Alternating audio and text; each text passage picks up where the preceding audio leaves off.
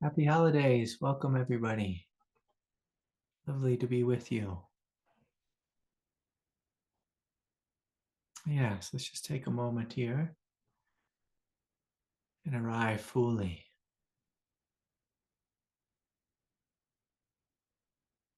And so I'm going to invite you all to shut down your eyes, to open your hearts,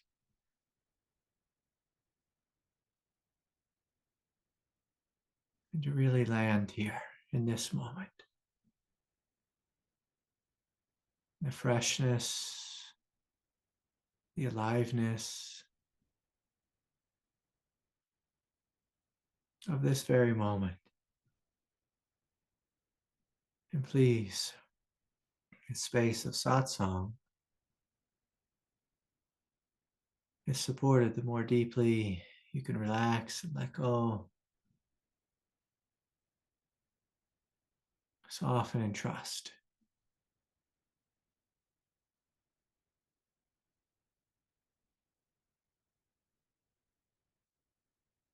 And so I welcome you here into the space, to the meeting place of the beauty and the divinity of your heart.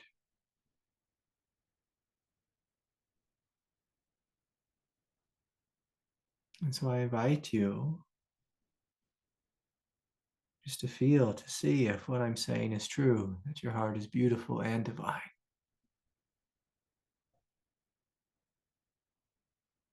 If you're not feeling that, it is almost always because there is pain covering our heart.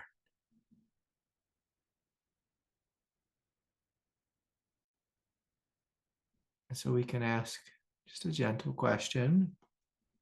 Is there anything I need to let go of?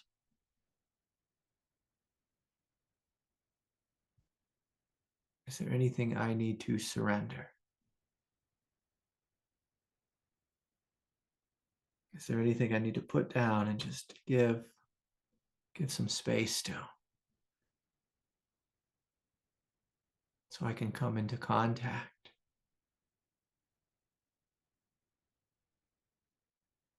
with the most glorious divine presence, which is your heart.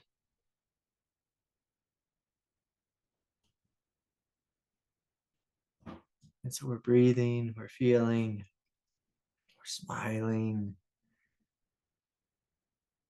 we're putting down that which doesn't serve us, that which is old and dead, that which is confused or confusing, just putting it all down.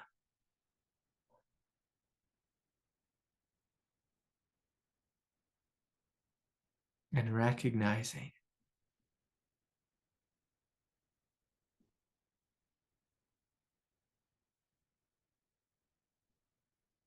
this awake, aware, radiant presence that you are.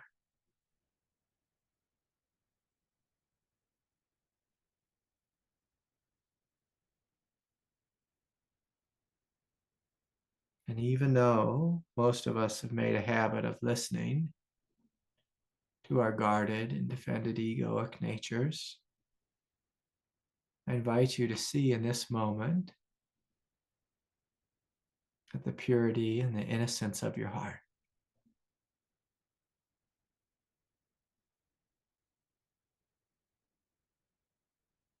is somehow untouched by life, unharmed, undefiled. That the beauty and the innocence of your heart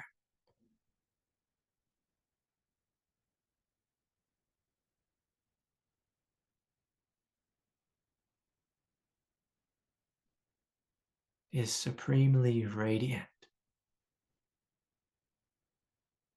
Despite all that life has thrown at us, there is this radiance here, goodness.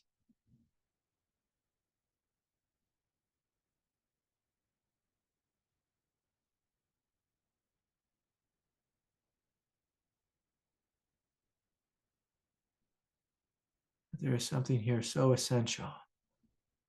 It's been absolutely untarnished.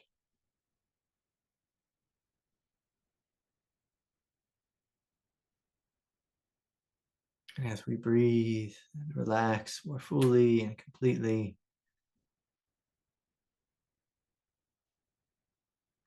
we're melting and merging into the depth of our heart.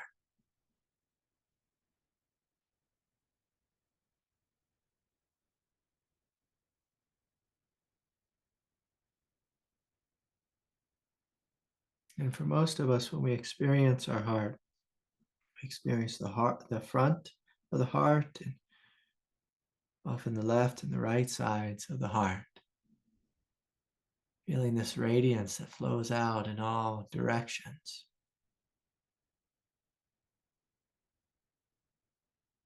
But let us also include the back of the heart.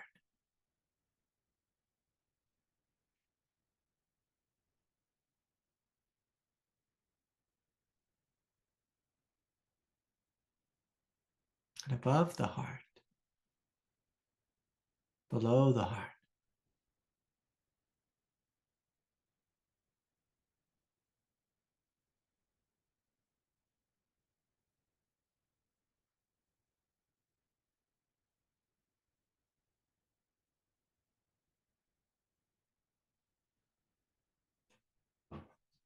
Just seeing, feeling, experiencing the resilient beauty of your heart.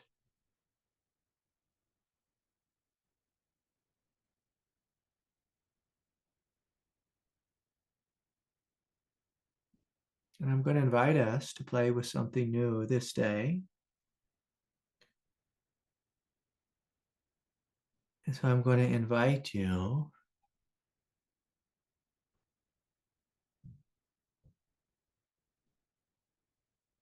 to imagine, to invite, to invoke a higher frequency of consciousness to come online in the space of the heart. Sometimes our heart rests in a certain wavelength, whatever that wavelength is for you, whatever that frequency is. It's a gentle sense of love, or a sense of positivity, a sense of compassion, a sense of kindness and radiance. In this moment, with the support of the divine, I'm going to invite us all just to take a step and invite our heart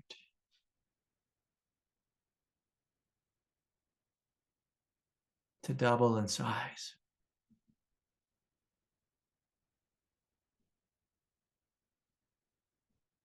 To jump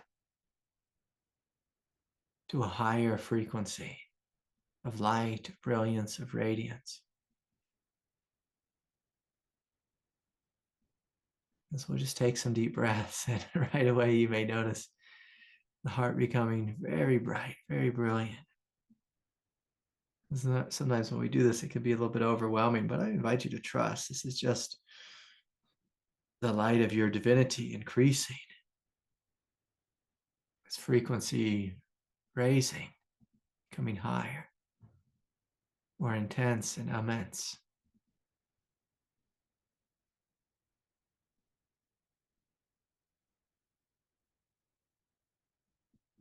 And so inviting this expansion of love to flow throughout the body.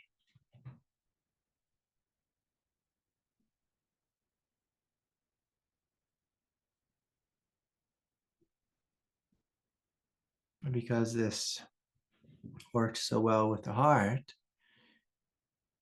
I would invite you to bring awareness, awake awareness into the root chakra, just feeling like whatever vibratory state, whatever the frequency is in the hara,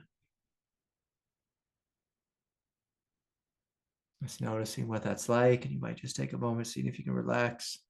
I think I said the hara, but excuse me, down in the root, relaxing more fully in the root, softening there, opening there. And then just gently inviting the root chakra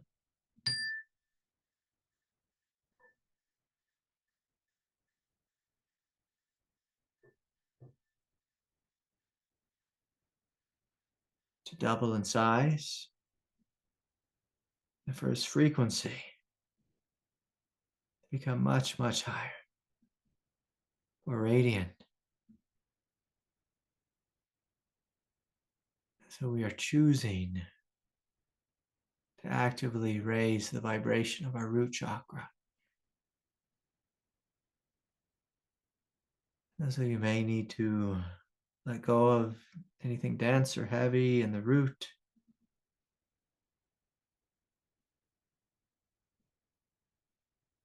And inviting the root chakra's frequency to double.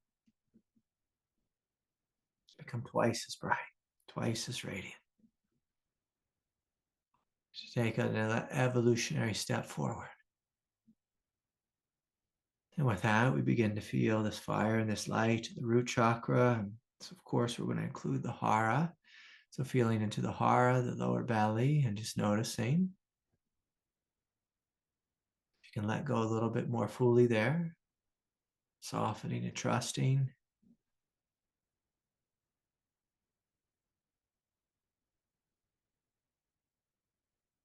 And with the sound of the bell, we're inviting the hara to raise its frequency.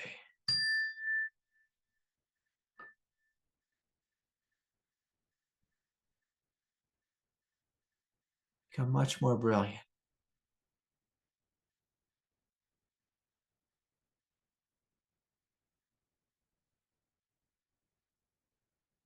A fearlessly radiant type of way. Greater sense of strength and empowerment coming online. The root chakra and the hara. As we're going to just continue up the spine into the solar plexus chakra, third chakra center. Giving ourselves permission to relax, to open, to trust, to breathe, to feel our sense of empowerment growing. And with the sound of the bell, we're inviting the solar plexus chakra to heighten and to raise its frequency times 2.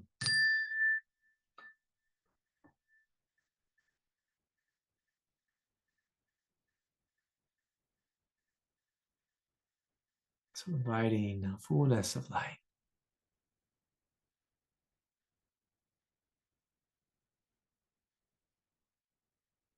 Shining directly up the spine, the roots, the hara, the solar plexus, radiating with this brilliant light. Shining with an immensity and intensity. And again, feeling into the heart, even though we already raised the heart frequency, let us invite it to raise again. To double, to triple, to quadruple. Raising the frequency of the heart with the sound of the bell.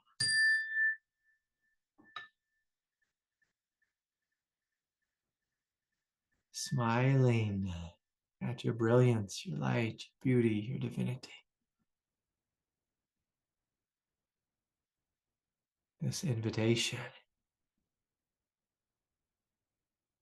to step out of the muck and the mire, the denseness, the heaviness of life here on planet Earth, shaking off that which no longer serves us.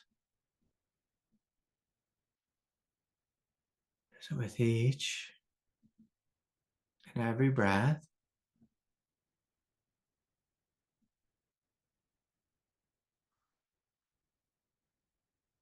we're breathing, we're feeling, we're softening. And someone just wrote in from the Sangha, Don is needing some support, and so let us send some of this healing light, this healing love, the direction of Don and Jan. As they head off to the doctor, they're seeing Don and Jan supported and filled with love. We have plenty of love to share. This love is so big, so vast, so radiant and full. We'll send some love to Don and Jan as they make their way to the doctor. And so, inviting this love to carry us, to hold us, to expand throughout our body, shining out to this world. Inviting peace to triumph, love to triumph, health to triumph, kindness and compassion, forgiveness to triumph.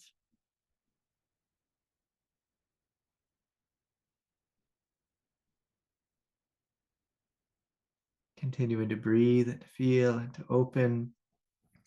Noticing this rush of energy flowing up the spine and including the throat chakra, softening and opening more fully in the throat chakra, inviting the throat chakra's frequency to raise, to jump, to double, to triple.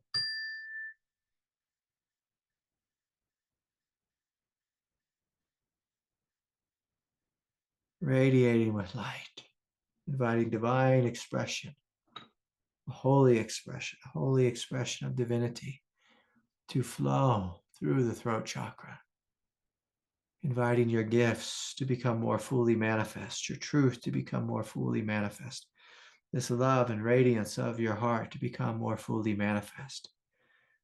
As we breathe and feel and continue to ascend up the spine to the third eye, the space of the mind, inviting the mind to be clear, to be relaxed, to be open, letting go of any negative, unhealthy, unwholesome thoughts, inviting the space of the mind to expand and for its vibrational frequency to raise with the sound of the bell.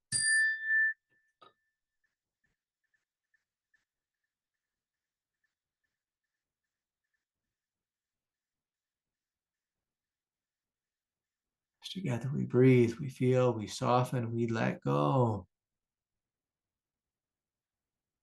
All that which is untrue, all that which is false.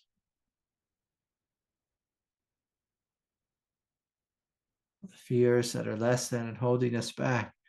We invite a new vibration, a higher vibration, a vibration of clarity, of truth, of brilliance, of light to shine throughout the third eye. And so just feeling this energy flowing up the spine, from the root to the hara, to the solar plexus, to the heart, into the throat, into the space of the third eye. This immense brilliance shining, flowing throughout the central channel, flowing out to all the world. And again, offering a special blessing to our friends Don and Jan within the Sangha. May love triumph, may truth triumph. And finally, of course, inviting the crown chakra to open, to relax, to be more deeply connected. The Heavenly Father, the Heavenly Mother, the absolute non-dual nature of reality, inviting the crown chakra's frequency to raise with the sound of the bell.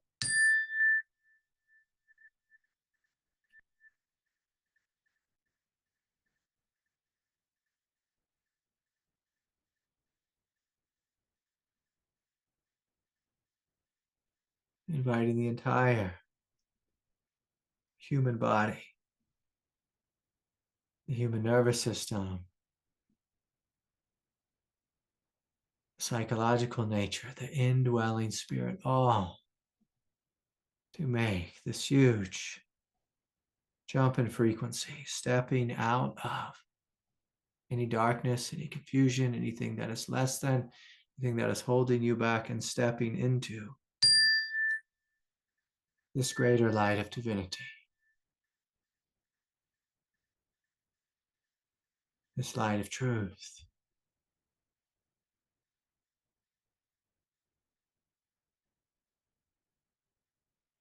this light of brilliance.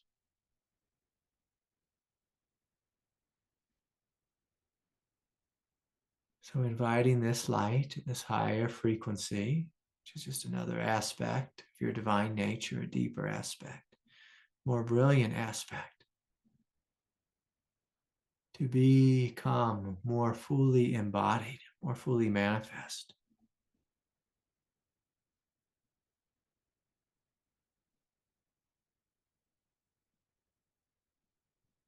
That requires that you choose a higher truth, a higher way of being. Choosing to let go that which no longer serves us, that which is old and dead and stale.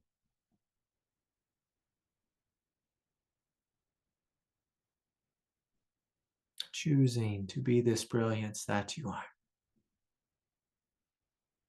Be this brilliance, embodying it, inviting this brilliance to be anchored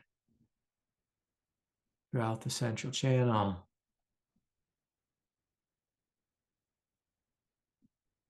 throughout the depth of your being. Inwardly knowing, I am the light. I am love. I am peace. I am truth. I am that which is indestructible. I am the fullness and the radiance of life.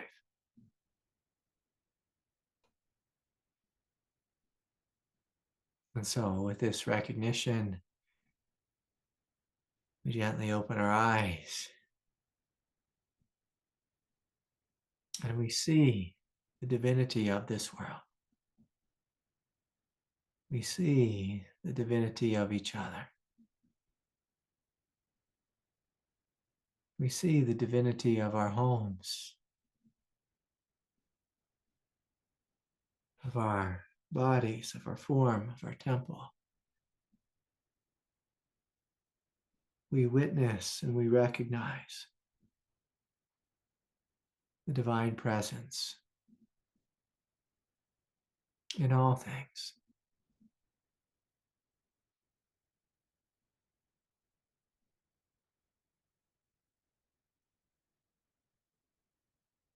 And I invite you to continue to deepen in this experience, to stay in this experience, to resist the temptation to go back into a mundane way of being. So tonight's teaching is focusing on you choosing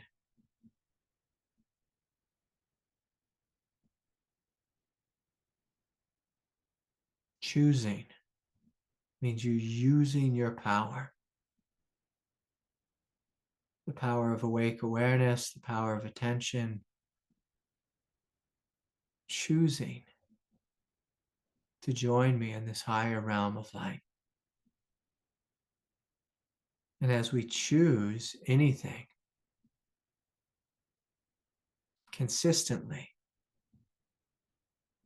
that which you choose will become your way of being. It's like we could choose anger and negativity. And if we choose that, we can become the Grinch this holiday season. But instead of choosing to be the Grinch, let us choose to step into more fully Christ consciousness. Let us choose to step more fully into Buddha nature.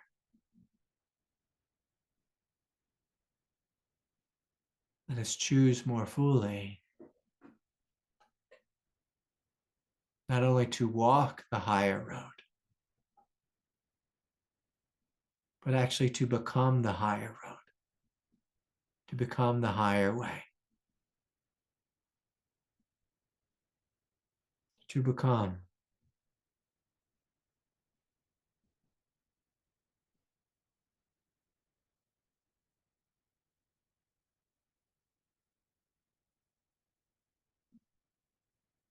And so this is our power of choice.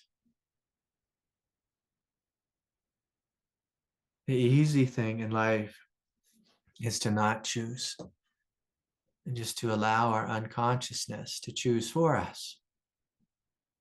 And as our unconsciousness chooses for us, we just repeat the past.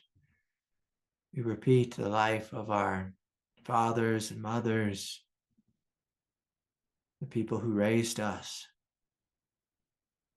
We choose to repeat the programming that we are given as children, and that epigenetical nature of our genes, which genes just love to repeat the past. And that's all right. It keeps our body intact, like the bone cells know that they're bone cells and the heart cells know they're heart cells. And that's good. That's good for them to know that throughout the trajectory of our life. But they also come, like the DNA of the cells, the genes that come with all these imprints of how we should behave, how we should be. If our parents are anxious, often we are anxious. If our parents are angry, often we are angry.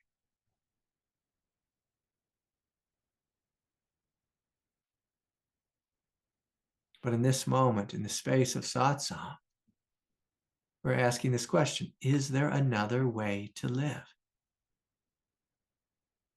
I was speaking with someone earlier today, and this person said, so-and-so hurt me and they hurt me greatly. I said, can you forgive them? They said, why should I? They hurt me and they hurt me first and they haven't forgiven me. And again, while that is great human logic, why would I forgive them? They're not forgiving me. They hurt me. Why would I do anything kind for them? Doesn't make any sense. And we can all stay at that level of logic. The Palestinians hurt me, so I'm going to hurt them. The Jews hurt me, so I'm going to hurt them. Whatever it is, the Russians hurt me, the Ukrainians hurt me, so I'm going to hurt them. Back and forth, back and forth. You hurt me, so I'm going to shut down. I'm going to hurt you. I'm going to make you pay. Make you suffer.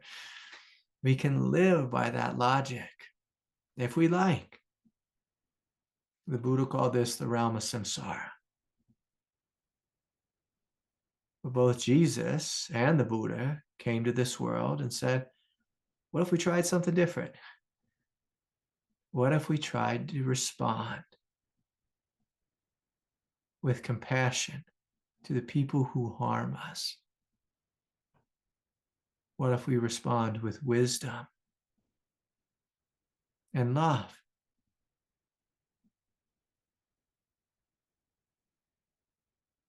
What if we first forgive before we ask them to forgive us?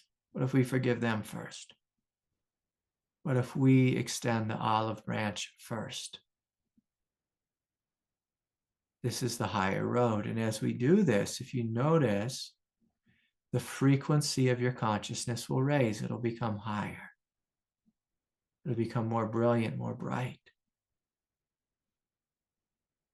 And you actually might not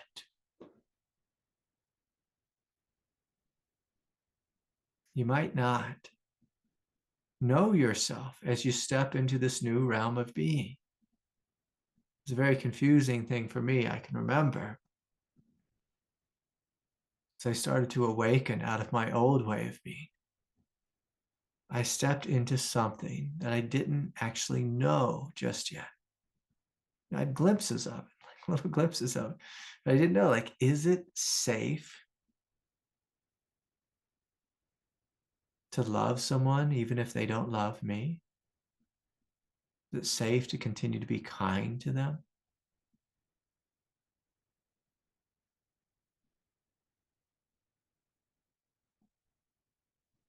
Is it okay for me to forgive my father even if he never changed? It's like what happens?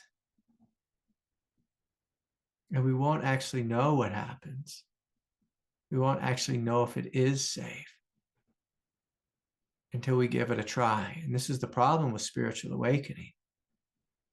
It's much easier to trust, those guarded and defended walls of our egoic identity. We know what that's like. We've done it. We've done it like 1,000, maybe 1,000,000 times, just hid behind those walls. And a lot of times, like we learned to do this when we were young. We just made a decision. Okay, like this is the way to do it.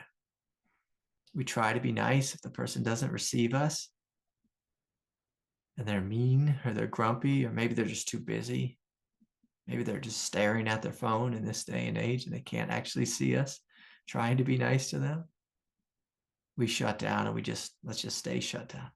Let's never forgive them. And sometimes we do that. Like the word for that in our culture is like being stubborn, right? Like we're just stubborn in an egoic identity. We can do that.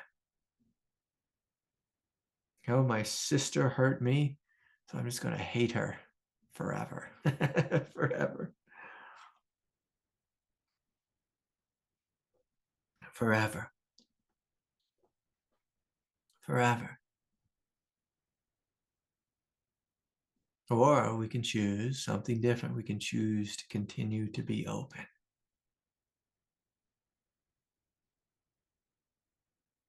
Continue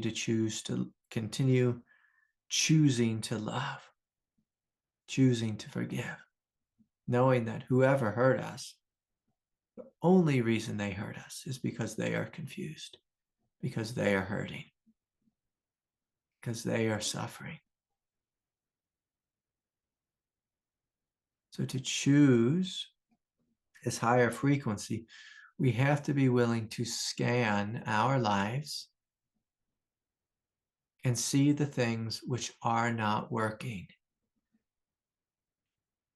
Like how many of us judge ourselves, criticize ourselves, are mean to ourselves. Yes, you. Yes, you. How many of us do that? How many of us do that? And what if we chose right now to take a leap, giant evolutionary step, and raise our frequency? Starting to sound like a new age person, raising our frequency. And what would that be?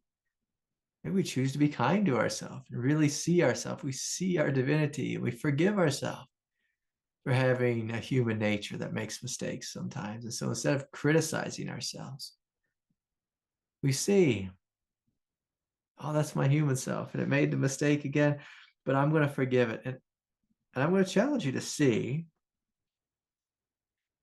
like the critics wanting you to be like a really good something, right?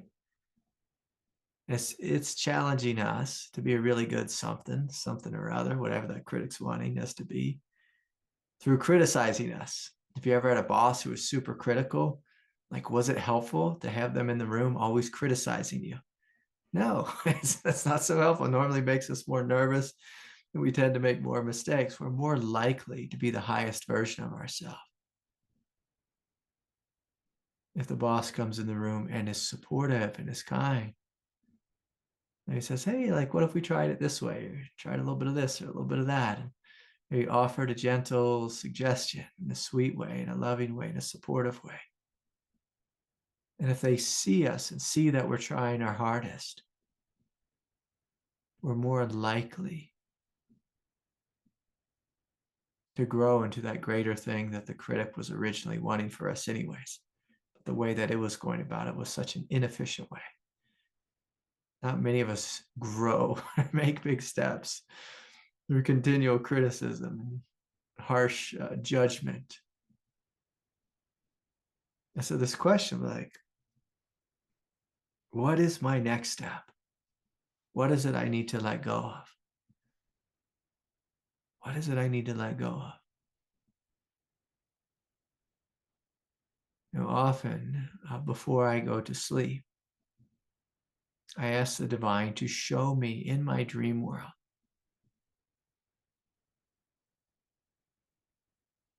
my next steps. And even last night, as I asked the divine, show me what I need to do. Show me the next steps.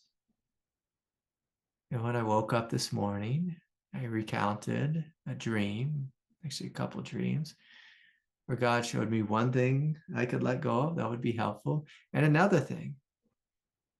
And I just kind of smiled. I said, oh, look at that. You heard my prayer. See, the divine is supporting us in raising our frequency. Nothing makes the divine happier than when we make a big step forward. Because when we make a big step forward, we're stepping more fully into communion with the divine, which of course is our nature, our true nature.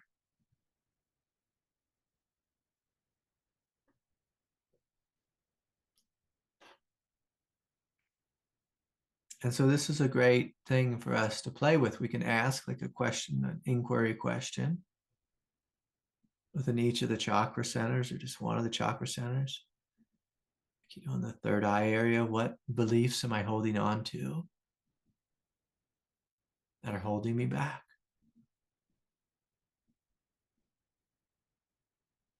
And as the truth presents itself,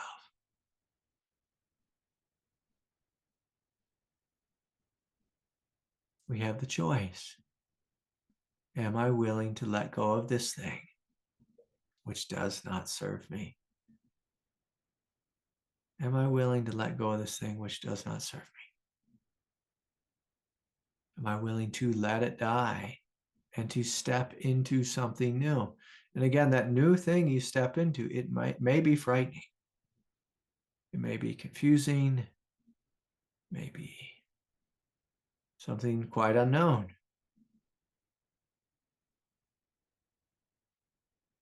Now, for many parents, new parents, it could be a really terrifying thing, becoming a mother, becoming a father.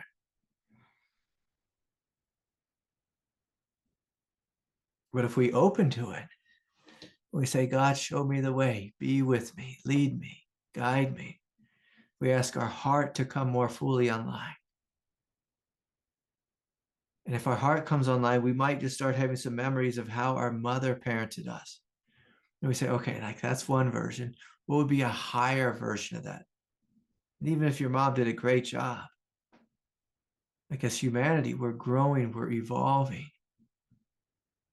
We can ask, how could I do it even better? What greater light is wanting to come forward within this consciousness? What greater sense of compassion or peace, groundedness wants to come forward?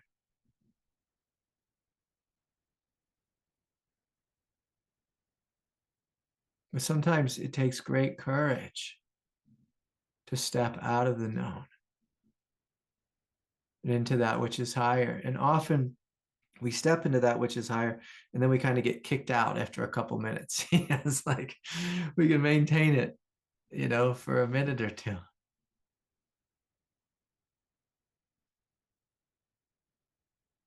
And so, the old Buddhist saying goes, we begin again, we begin again, we begin again. And the invitation here is to anchor, to get anchored, to get rooted in this higher aspect of your consciousness. The only way this world of ours will ever change is if we choose a higher way. Choose a higher way. All of us here on planet Earth have been victims. Every culture. I can't think of a single culture that hasn't been attacked at some point. At some point by some other culture. And we can say, you did this to me. You did this to my people. And we need to get you. We need to make you pay. We need to make you suffer. because you're bad.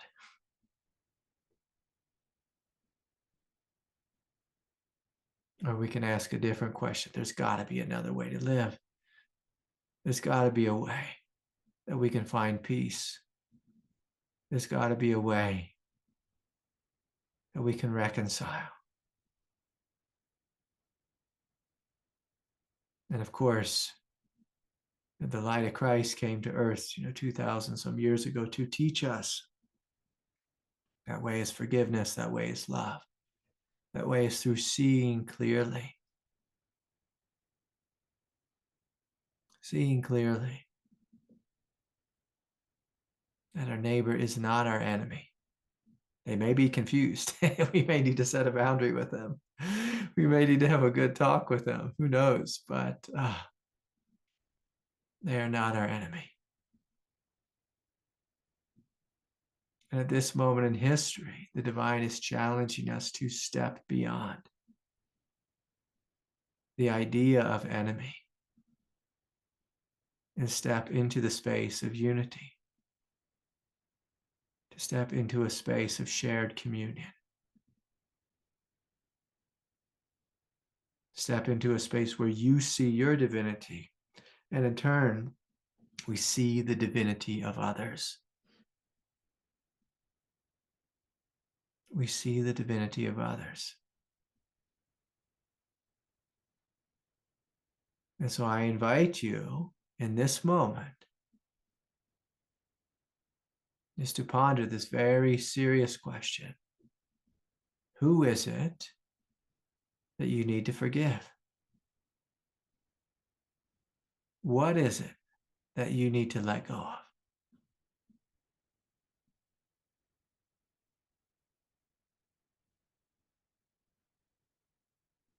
Who is it you need to forgive? And what is it you need to let go of?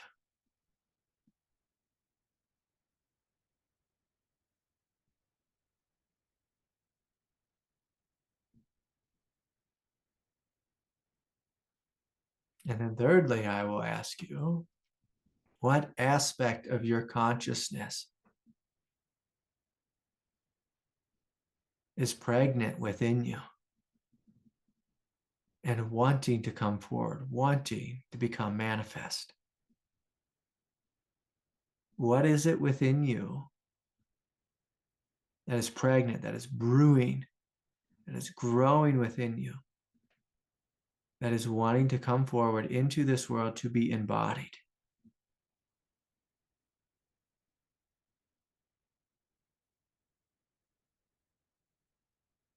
What greater thing, greater aspect of your divinity wants to come forward?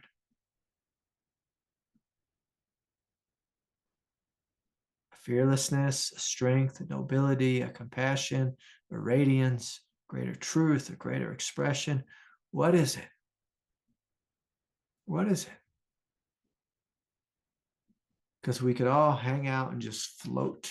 Like we could just float here and just be our normal everyday self.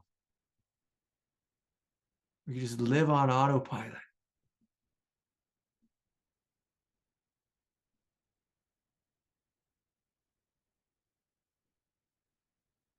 But the divine in the manifest realm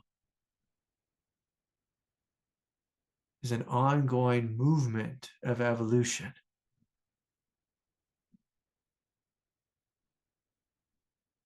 And the evolving edge of God is always asking us to make a greater step, to let go of that which is lesser, to choose to embody that which is greater. And for most of us, that's going to require that we face our fears, whether that's a fear of rejection, a fear of being seen, fear of being heard, fear of being known.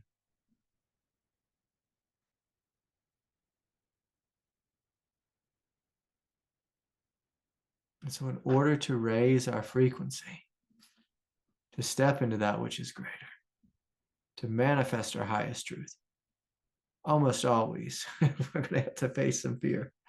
Face some fear. And I hope you can smile and say, of course, I want to be free. And so facing fear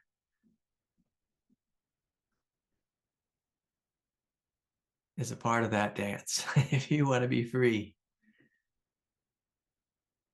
you say facing fear. Oh yeah, I do that all day long. I do that all day long. Of course, I'm willing to face this fear. Of course,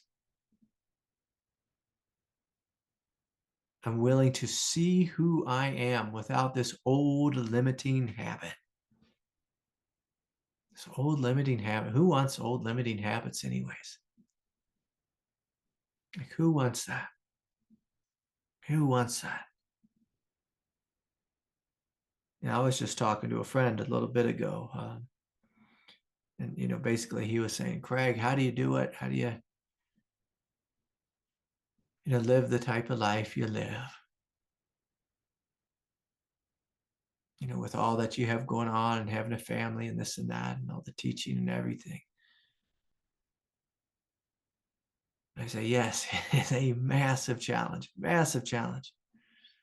But the way I live my life is I jump into the deep end of the pool. I don't like going in real slowly. I jump into the deep end of the pool. And basically that means we are facing our fear.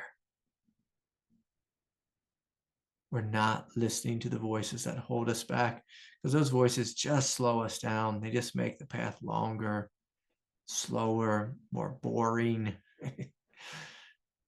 Things that drag on and on and on. And who wants that?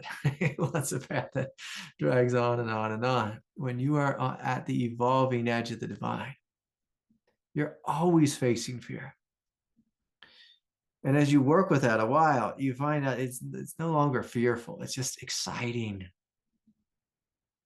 It just becomes exciting. And if you've studied Tantra long enough, you begin to discover that through the facing of fear transmutes into excitement. You begin to see there's not really that much to be afraid of here on planet Earth. Occasionally some real life stuff. But most of the time, we're just facing our own psychological fears and anxieties and worries. And it's just mind stuff. It's not the truth. It's not actual danger. Not actual danger. Just psychological mind stuff. The Buddha might call phenomena.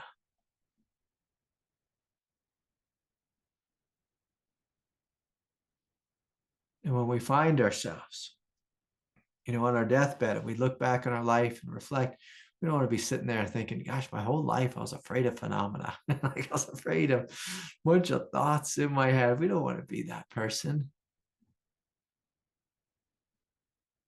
We want to be laying on our deathbed.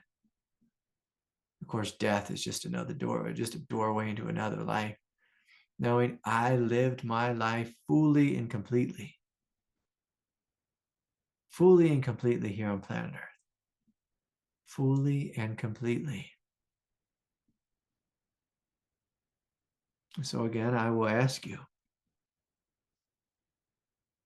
are you living fully and completely?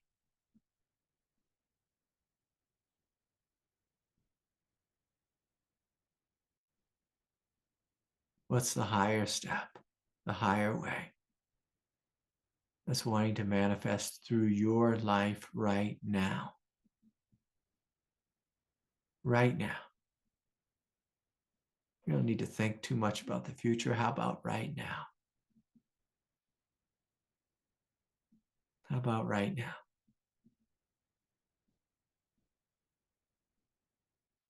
And so, together, we're raising our vibration as a Sangha.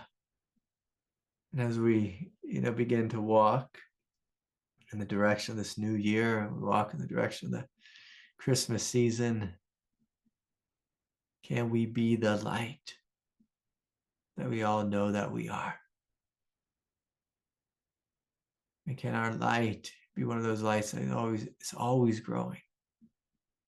in brilliance, in beauty, in radiance, in immensity, in intensity. That's the invitation this day. Okay. If anyone has a question, you can raise your hand. I hope you all smile.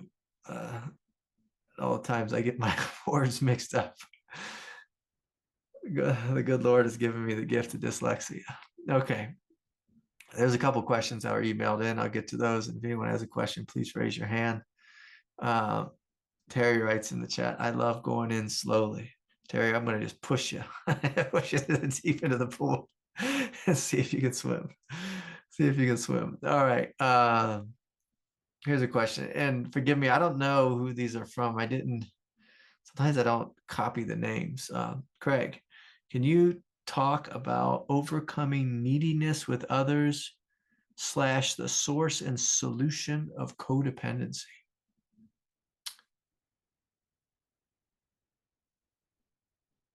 Can you talk about overcoming neediness with others? Yeah. So, we are mammals like this. Like we are given these mammal bodies, and mammals are needy. Like that's just how God designed mammals. And so, my wife, she came to me the other day, and I was actually hanging out on the couch with me and my little girl. And my wife's like, oh my God, like, oh my God, oh my God. My friend, so and so got a brown little Shih Tzu puppy and this little chocolate puppy. And we have these, two little Shih Tzus right now. They're so sweet and they're such good dogs. And I love them so much. But I don't need a third dog right now. Like, two is plenty. Two is plenty. I don't need a third dog. But my little girl, she said, can we get it right now, Daddy? Can we get it right now? And I'm like, no, we can't get it right now. One, like these puppies, like they still need to be with their mama. Like they're still nursing, like, and that's what my wife was saying, that her friend got the dog, like, she paid for it, but she didn't bring it home yet because that little puppy, that little pup was still nursing. And as human beings, like that's how we come into this world. We come into this world actually attached to an umbilical cord.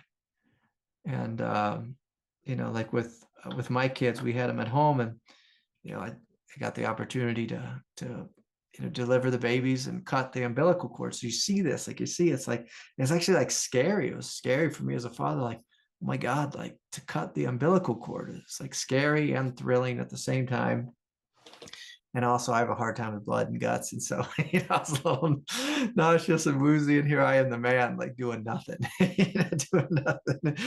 But, the point of the story is like humans, mammals are needy. We're needy. And, I don't want that to be a dirty word. I don't want that to be wrong. Like that's just part of our nature. It's a big part of our nature. And we have neediness on multiple levels. So like, like in the womb, we have the umbilical cord. When we're born, we need mama's milk and we need her warmth. And of course, it's great if there's a father there as well to hold the baby, to take care of this baby. And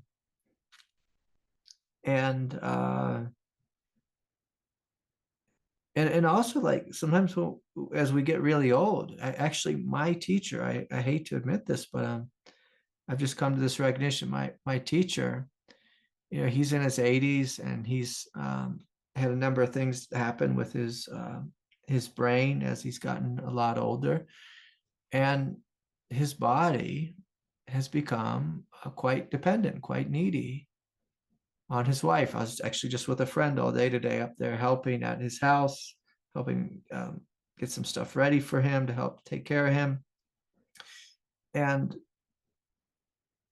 just when we have a form, like a physical body, there's some level of neediness. And that's just a given. It's just part of life. Part of life. And the question is, can you talk about overcoming neediness with others And so there's this whole kind of dilemma we can get in the spiritual path. And maybe dilemma is the wrong word, but like a trajectory. Like as we grow into adulthood, like one of the ways we can grow in a really beautiful way is to grow in independence. And in the realm of enlightenment, like the realm of enlightenment really is a realm of independence, even though we're actually, to be enlightened, we have to be totally merged into the divine. And so I want to be real careful with what I say here to make sure it's accurate. So like even when we're fully awake, fully free, we're not going to be needy in a codependent type of way.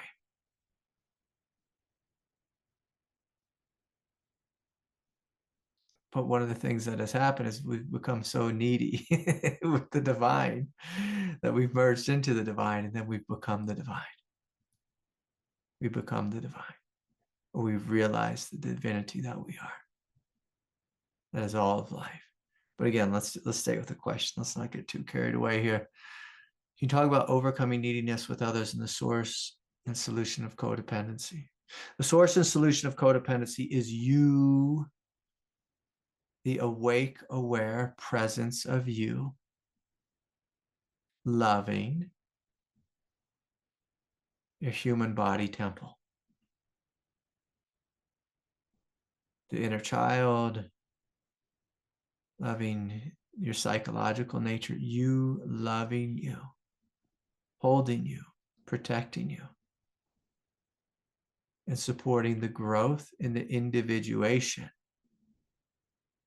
of the psychological being. So what does that look like in a real practical sense? Like all the songs on the radio, I want you, baby, baby, I need you, I can't live without you. That's all codependency. It's all just like, I can't live without you. As you step more fully into your divinity, let's talk about stepping more fully into the strength of Buddha nature. When you step more fully into the love of your heart and the clarity of your mind, you really don't need anyone anymore. It's nice, to have friends and family around, but you don't need them. You're not codependent. Codependency is when I need you to meet my needs.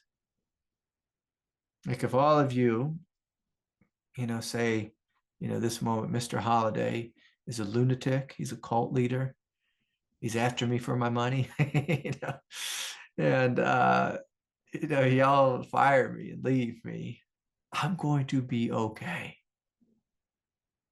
I will be okay. If my family leaves me, I will be okay. Now, will it hurt in a human way? Of course, it'll hurt my family, of course. Like them leaving, that would hurt my human psychological nature. But to the depth of my being, I'll be okay. Buddha nature is okay. It's always okay.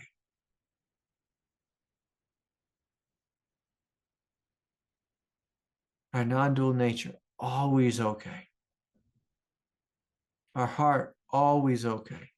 The heart's a tricky one because normally when we say heart, we're talking about that human heart.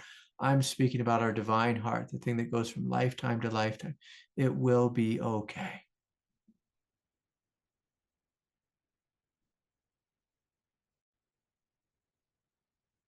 And as we sit in meditation, we just sit with ourselves, the depth of our divinity, and we feel the radiance that we are, the immensity that we are. We experience on an experiential level, there's this recognition of non-dual, I'm just going to use this word, okayness. Everything's okay. And from this space of okayness, just like Buddha nature, from this space of the recognition of the love that we are, this love and this light, this brilliance, just indestructible. We hold a space of love for our humanity, the part of us that is needy. And eventually, when our humanity plugs into our divinity as its source and its sustenance, codependency then can no longer exist. But for most of us, our humanity is plugged into the love of another. Like, I need someone else to love me. And that creates, the dance of samsara, the illusion of Maya. Is I need you to be a certain way to make me feel happy. It's the most inefficient way to live. If I need you. I can remember when I was with my teacher a long, long time ago. He had many students. They kind of lived, often they lived really far away, but sometimes they'd come to visit. And he told me, he said, Craig, you see this one. And this one had, who he was referring to, had become a spiritual teacher, but was a spiritual teacher, the kind that gathered lots of students around her. She needed to have a lot of people around her. She needed them. Like the teacher needed her students to like her, to shower her with affection and praise, and provided like some kind of, meaning for her. She was in a codependent relationship with her students. I need you to like me, to worship me. And sometimes, unfortunately, there's some people have a psychological wound within them. They don't think that they can love themselves. They don't think that the love is within them. They think the love is outside of them. Almost most human beings think this. This is not a rare thing, but the love is outside of me. I need you to give me the love. And as long as we think this, I need you to love me, I become codependent. I'm dependent upon you to love me in order for me to feel good about myself.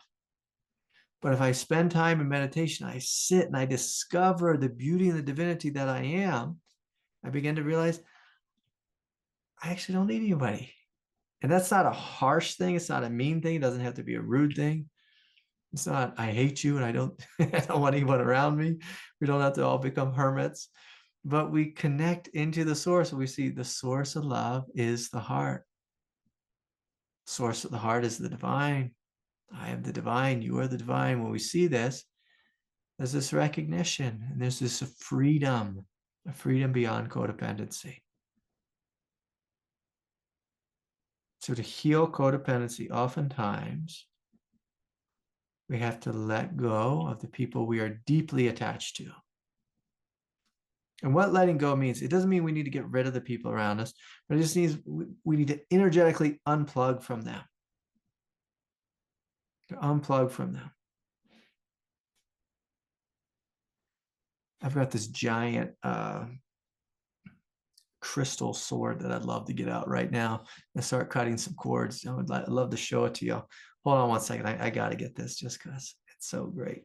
Give me a second here.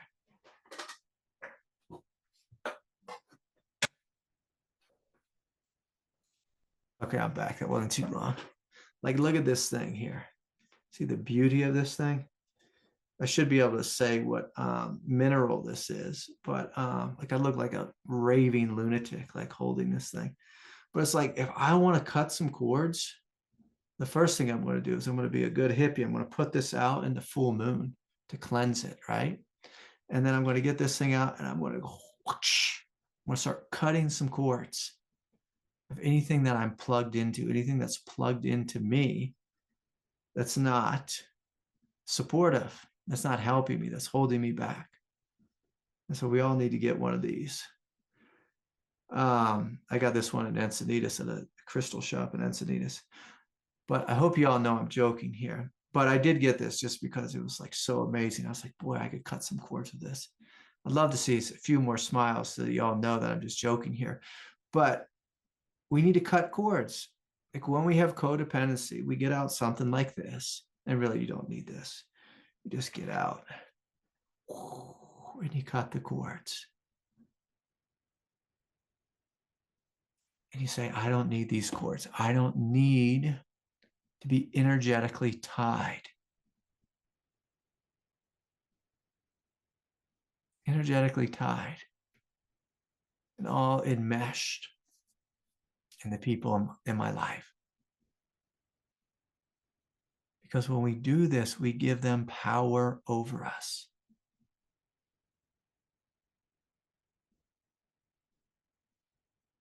And in order to be free, you cannot give people power over you. You must recognize the power within your own self, that you are the power, you are the light. And so to end codependency, you have to cut the cords. I love this thing because it is so outrageous. I just had to get it.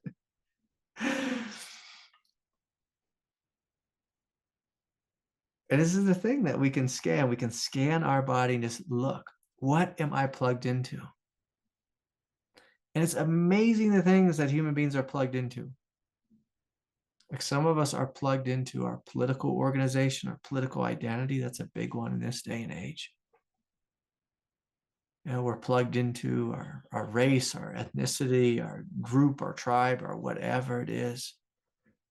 Of course, we're plugged into our family. And keep in mind, when I'm saying cutting the cords, the only cords you need to cut are the ones that are unhealthy.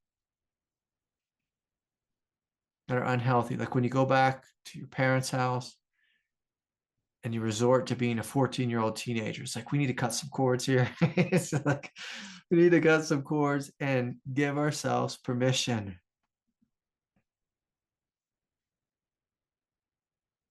to grow up without those cords attached to mom or dad or sister or brother, whoever it is, lovers, you know, almost always so many things. I need you. And codependency often, it's like an incredibly selfish thing. I need you to be happy so that I'm happy. I need you to dance a certain way so I can feel good about myself. I need you to look at me a certain way. I need you to love me a certain way. I need you to see me a certain way. I need you to hear me always. Like, it's amazing how many of us don't hear each other. Most of the time, nobody's listening. They're listening through a lens of projection. And so just even expecting people to hear us, it's like a ridiculous expectation because no one's listening. Like, and even when they are listening, they're listening through a lens of projection. And so it's like, they're not even hearing you. They just hear what they want to hear. And so when we live in a codependent way, it's such an inefficient way to live. But when you hear you fully and completely, when you see you fully and completely, when you love you fully and completely, you don't need nobody. Don't need nobody. Nobody know how. I saw The Wizard of Oz yesterday with my little girl. And that was one of the lines, nobody know how. Something like that. Anyways, we don't need nobody. And there's a freedom in that. And then again, like some people get real nervous. They're like, oh my God, then I'll have to be a hermit or a nun or something like that. Like, no, what happens is when you love yourself fully and completely, and you're not afraid of people rejecting you or making fun of you or calling you names or whatever, you can show up and actually be in relationship in a deeper and fuller way. You can be the love, the light of truth itself in relationship. And if the people receive it, beautiful. If they receive it 10%, beautiful. They receive it 0%, beautiful, because you are already being the light. You stay as the light. My daughter, one of her spelling words was react. And she said, Daddy, what does it mean to react? And I was like, gosh, what does it mean to react? So when we're just unconscious, when we are unconscious, and explain what is unconscious to her. And the more I explained, I think the more I confused her. But like when we are codependent, we're constantly in a state of reactivity. But when we are in the truth, we're not reacting. We can respond to life in alignment with the truth. And whether life receives it or not is irrelevant. We just show up and we are the light, we are the truth. Because that's what the light is, that's what the truth is. Doesn't worry about if it's received. Okay, that was a beautiful question. All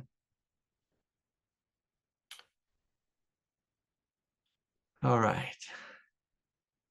Another question that popped up.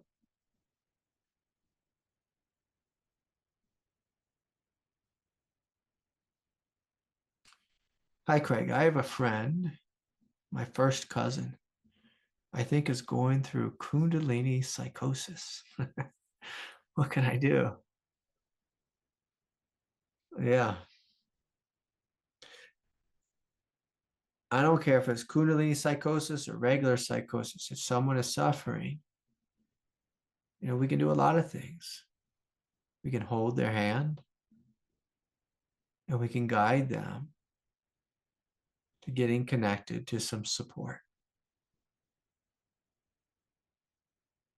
The problem with psychosis is like when if you ever try to support someone when they're in psychosis, that's a hot mess.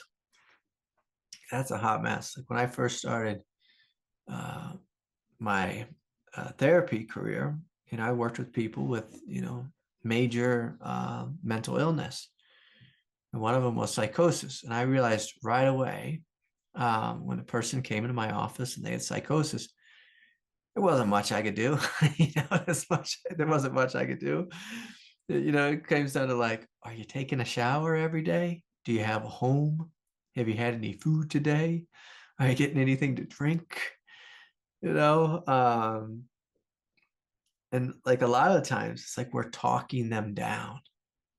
We're talking them down. And so let's say it's kundalini psychosis, that's often that's one of the fears. Like, if we go back to the beginning tonight, which we started with raising our vibration, sometimes there's a little switch in our ego that says, okay, I can open a little bit. If I open too much too quickly, I might go crazy. I might go a little mad. I might get overwhelmed. I might go psychotic. And I can tell you that does happen. It's rare, but it does happen. And if it does happen, I think we want to support that person with is getting really grounded, coming back into their body. Oftentimes, like if they're getting really nutty with it, we need to disconnect them from any kind of spiritual teaching that is opening them up too quickly. Too quickly. Of course, I trust all of you in this room aren't on the edge of, a psychotic break. And so I trust that it's safe for us to open and jump into the deep end of the pool, to jump into a higher frequency. But sometimes, with some human beings is, their psychological nature, they're not, how should I say this politely? They're not so intact. They've got some holes in their psyche. And so one of the things we can do is to help them get grounded, help them do healing work. The big thing is just to make sure they stay like in their house and kind of talk them down, but keep them in a safe space. And then eventually get them connected to a professional. Now, sometimes medication can be greatly supportive for this, bringing someone back down to planet Earth. But a lot of times medication is really damaging as well.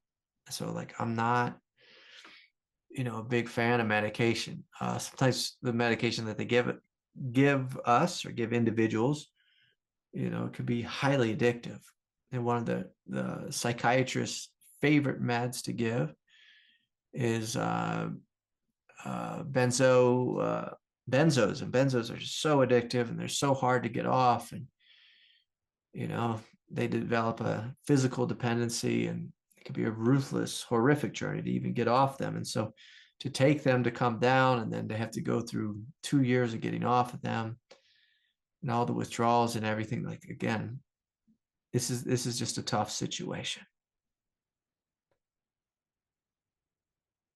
And so oftentimes when someone that we love is going through mental illness, we sit back, we hold some space for them. We try to give them some containment and see if this thing that they're going through will eventually burn off.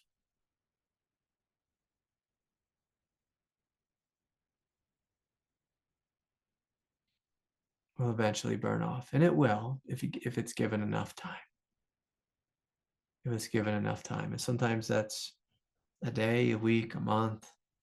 Like a lot of people get into kundalini psychosis through doing ayahuasca and these types of things. And a lot of times that'll burn off in, a day or a couple days or a couple weeks. And they stay grounded. And the big thing is just not to make any big life decisions during those moments. Getting them connected to good, healthy support. Good, healthy support. You can certainly, send them my way or send them to our Kundalini group. But again, depending on the level of psychosis, sometimes you just got to let it run its course. And that's hard. That's really hard. I'm a big fan of trying everything, but at the same time, just knowing that this thing, like a lot of mental illness, it just needs time and space. And we know that with our own experience. Like when we go through something really tragic, what do we need? We need time, and we need space. We need a little bit of room to fail and crash and burn and fall apart. And sometimes, we have to move back home with mom and dad or whatever and just be in a healing container. And that's okay. Like that's part of the spiritual path. And sometimes like we think we're going backwards, but there's no going backwards on the path. It may seem that way. Like if we have to move back home and we're like, what am I doing in life? Like sometimes God puts us like in a spiritual, almost like an incubator. And I've been in that like many times in my journey. So I just was like in some kind of incubator.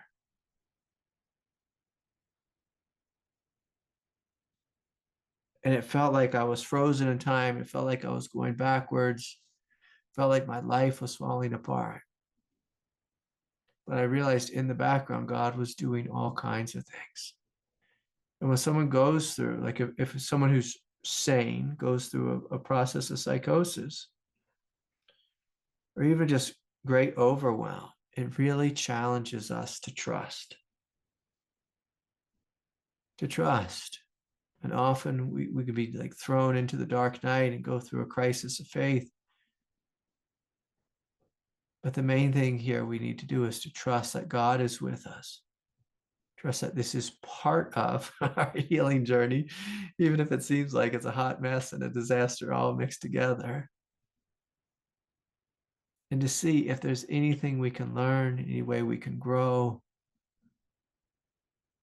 What are the steps we need to make to heal, to forgive ourselves, or to forgive the world, or to forgive God? Like often an experience like this can be quite a crisis. And it really shakes us to our core.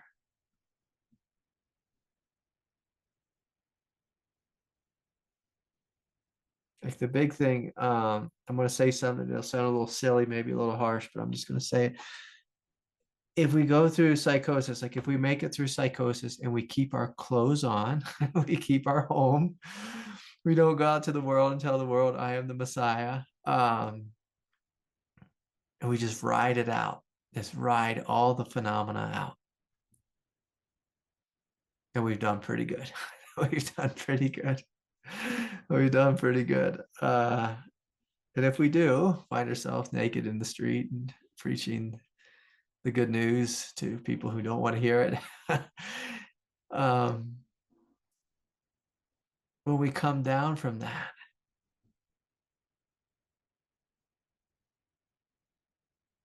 to forgive ourselves for being human, forgive ourselves for being confused, because it's really not our fault. Like this mind that we're given, this body that we're given, this world that we're given, none of it belongs to us. And so we don't need to take any of it personally.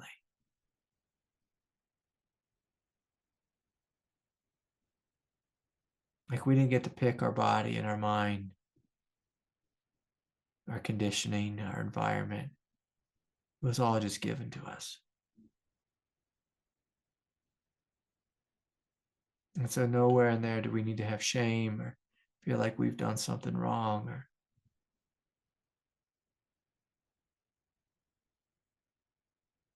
if we want to blame anyone, we can blame the divine. God made the mind, God made the body, God made insanity. It's not really our fault.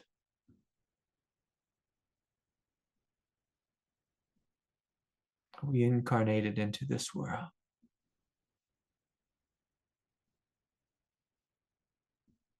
And I think everyone, if they look at their life, they say, my God, I'm doing my best. I'm doing my best. I'm trying my hardest to get through the day without going a little crazy. And again, like if you do go a little crazy, this is a crazy world. So it's a good place to go a little bit crazy. It's a good place to go a little crazy. And so I think it's really helpful to have just great compassion for ourselves, or in this case, for your cousin. Have compassion for each other. I was at church this morning at Mass, and the priest was, he was trying to do the communion, breaking the bread and doing the sacrament, like the whole thing. And there was this little girl. She was maybe 3, maybe 4 years old. And she just started screaming, like as loud as anyone could scream. And her parents just like let her just sit there and just scream and scream and scream. And I kept going on and on. The priest like was talking like for 5 minutes, saying the whole, this is the body, the blood, the, this and that. And this child was just screaming the whole time. And everyone's like looking at the parents like, take that kid outside. And after 5 minutes, finally the mom walked the kid to the back of the church, and the kid's like screaming. Actually, she didn't walk. She picked the child up, and the child was like, just like the way the kid was being held, like the shirt was coming off, the pants were falling off. This is the biggest mess ever. Screaming at the top of her lungs, this little girl. And you could tell like it was just so uncomfortable for the priest, because he was trying to say his spiel and do the ritual, and a lot of people were cringing. And I was just thinking, it's just so hard to be human. It's so hard to be in human form. And like little kids, they don't hold back. Like their throat chakra is open, it is open, and they're just gonna share how they're feeling. So this mom, she got to the back of the church. The kids still screaming as loud as could be. And to everyone's shock, she just brought the kid right back to the front of the church, screaming all the time. And she got to the front of the church, and then she took the kid to the back of the church. Normally you might, like we might take the kid outside or whatever, or just leave and just be like, all right, I'm just going to call it. And this went on for like the last 15 minutes of Mass. And it was just such an honest display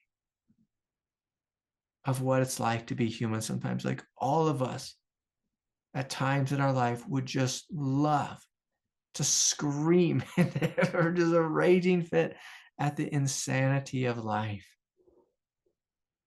the craziness of life, the difficulty of life, the wildness of life. And this child was just being so utterly truthful. She was just like, I am having the worst time ever. Whether it's the sound of the priest or being forced to go to church, or maybe she was hungry, maybe she didn't sleep the night before, maybe her little brother poked her in the eye. I don't know what was going on with this girl. I don't know.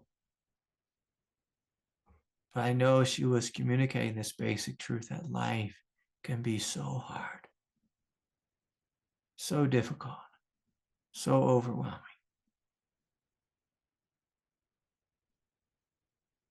And the great question of this spiritual path is, how do we meet our life? How do we meet ourselves? How do we meet each other? Do we meet each other from a place of love? Do we meet ourselves from a place of love, a place of deep and profound compassion? Or do we tell ourselves, shut up, kid. Shut up. Shut up. You're in church. Behave. Like, how do we treat ourselves? How do we treat each other when life is hard?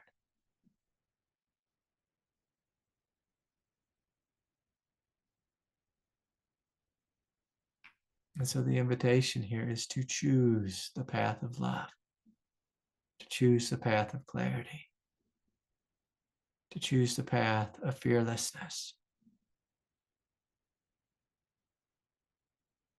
whatever it is that arises in our life.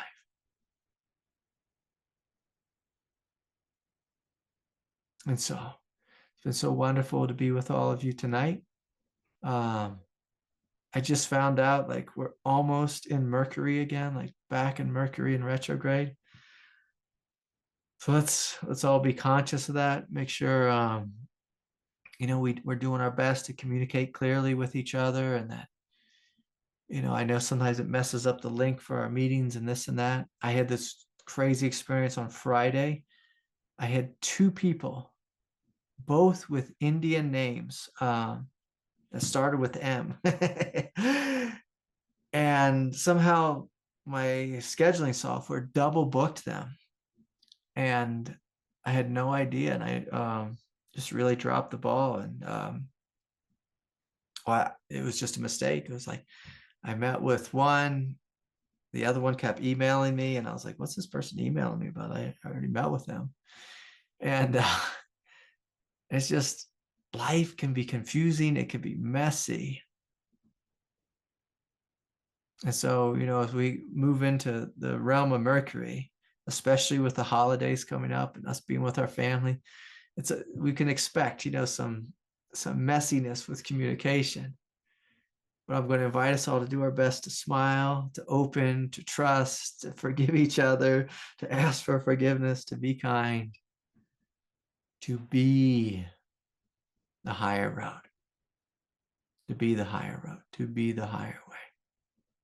And so much love to each of you. Thank you for sharing your hearts with me.